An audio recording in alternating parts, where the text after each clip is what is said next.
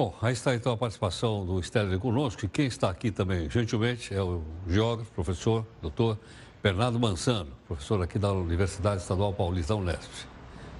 Bem-vindo, obrigado Muito obrigado, pela participação, Mansano. Muito obrigado. Mansano, o que acontece com a reforma agrária no Brasil? Ela avança, não avança, está parada? Como é que está a situação? Dá uma geral para a gente.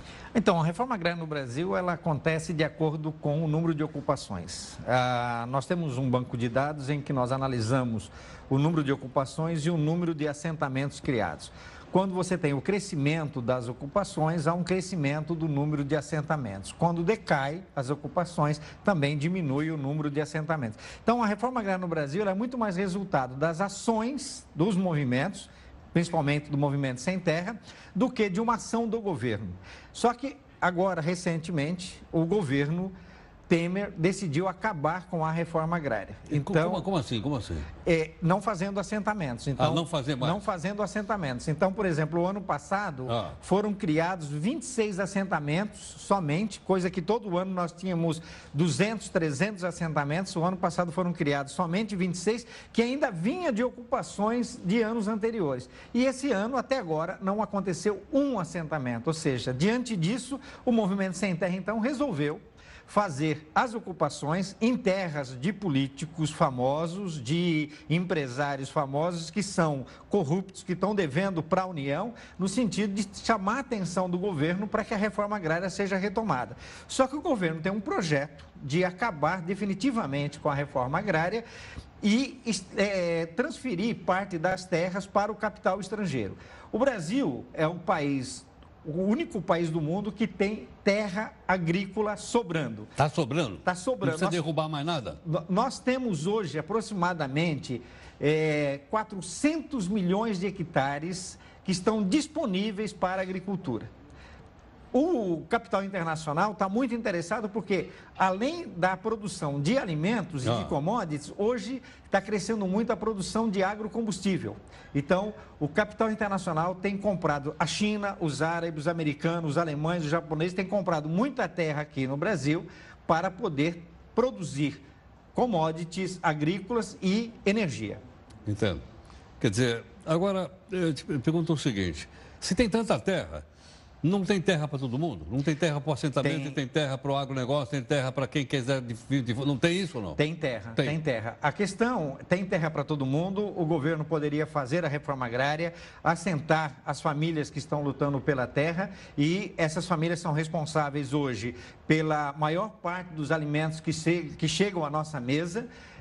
O agronegócio hoje produz principalmente commodities para exportação, então é soja, laranja, milho, cana-de-açúcar.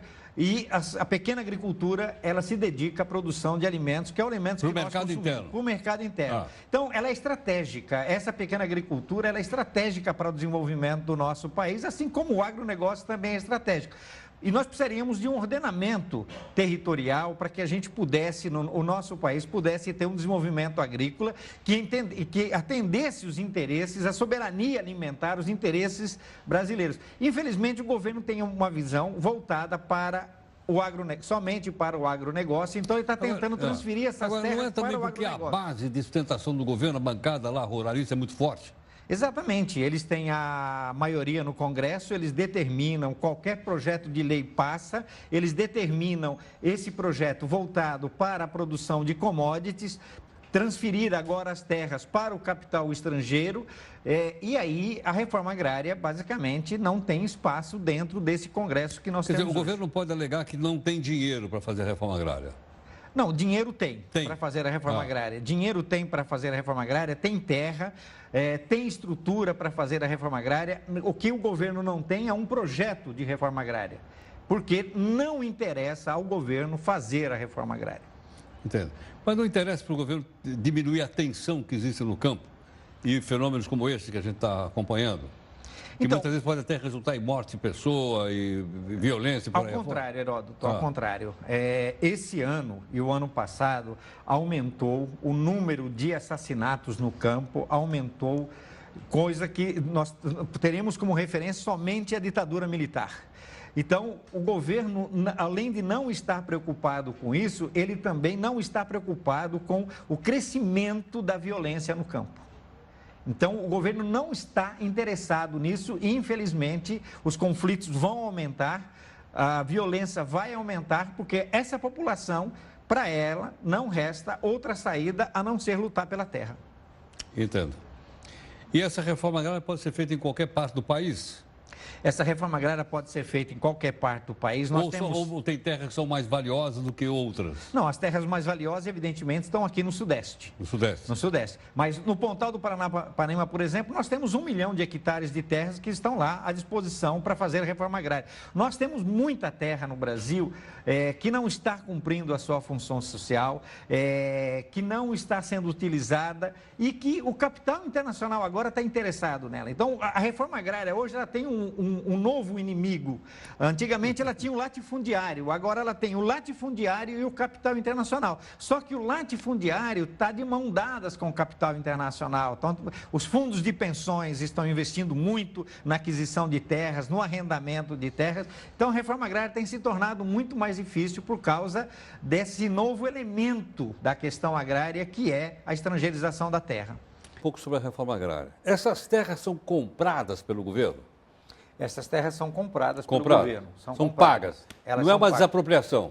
É uma desapropriação, mas pago com títulos da dívida pública. Mas isso tem que analisar caso a caso, porque há casos em que o governo paga as benfeitorias em dinheiro em torno de 90% e há casos que ele paga 10%.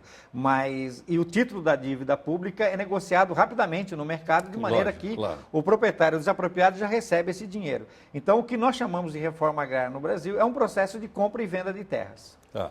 Não é um processo de desapropriação pura e simples. Não é um processo. Já teve outros exemplos históricos aí. Hoje nós não temos um processo de desapropriação. Quer dizer, ocorre um processo de desapropriação e muitas vezes o próprio fazendeiro tem interesse em ser desapropriado, ele até pede para o movimento ocupar as terras dele, né, para ele poder receber esse dinheiro, porque ele está interessado em comprar terra em outro lugar, tá certo? Mas hoje a terra desapropriada é paga, o mercado exige que você tenha essa transferência de dinheiro, de maneira que a pessoa recebe o título, já negocia o título, já compra outra terra.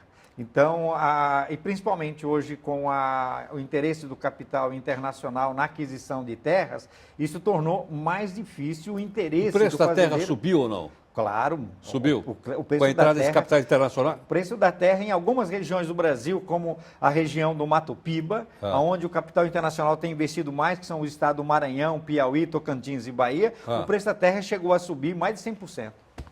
Professor, obrigado pela aula. Muito obrigado. Até a próxima. Muito obrigado. Até a próxima.